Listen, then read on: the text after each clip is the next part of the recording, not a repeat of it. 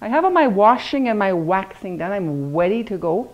And I'm ready for glazing. And notice as I washed and waxed, I stacked them wax to wax and rim to rim. If you stack your plates the way you normally would, you're going to get wax on the inside. And wax causes your glaze not to stick. That's why we have the bottoms all waxed. Is when you're glazing this, if you get glaze on the bottom and you don't wash it off, if your bottoms aren't tidy, when you fire this, it'll go on your kiln shelf and it'll stick to the kiln shelf. In the firing process, the glaze melts, and either you chip this off, wrecking the pot, or you've got a messy bottom forever, making a nice pot a yucky, messy pot. And also now where that pot was, you have a dirty little bit of glaze. Every time you fire that kiln load, you're going to put your pot on that dirty glaze part, and you're going to have a whole bunch of dirty bottoms. So it's much easier to keep your bottom clean than keep your shelves clean. Anyway, glazing. I'm just going to glaze these two items, a big one and a small one. This isn't a glazing workshop. This is a blog of what I'm doing today. But I just want to show you what I'm doing today. I'm going to glaze a big one, a little one. I'm going to show you, I have these dipping tongs made by my friendly farmer friend.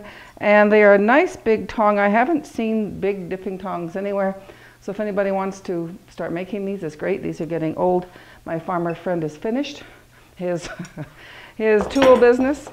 What I'm going to do is I have a big vat of glaze. I've always liked to use big vats of glaze. I really don't like messing around with little buckets of glaze. I have a large drill and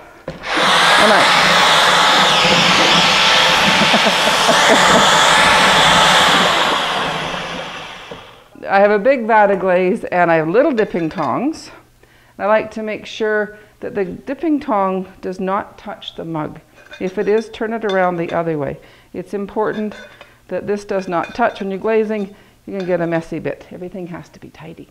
This is, now I was talking for a change, and this has settled. I like to keep my glazes stirred a lot. I keep either the drill in there, or if the noise gets on my nerve, I have a stick. But every time, about 2 or 3 pots, I will stir it up, ensuring all my chemicals are suspended. Just going to dip it in, hold it for 3 or 4 seconds, and dip it out. And you can see there how that wax completely repels that glaze. If there's a little bit left, I'm not going to worry about it now. I'm going to set it on my plastic on the table, and that's dipping a small one.